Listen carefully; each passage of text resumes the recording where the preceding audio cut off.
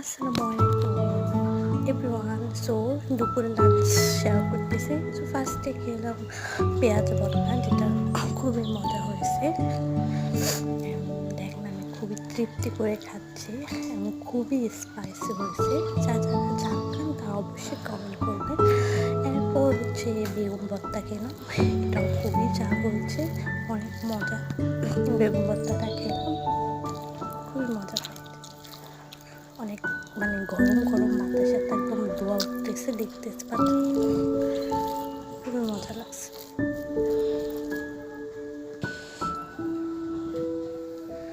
এরপর নিয়ে নিলাম হচ্ছে মুরগির মাংস, যেটা হচ্ছে আম্মু মাংস বোনা করছিল, অনেক জাল দিয়ে করছিল।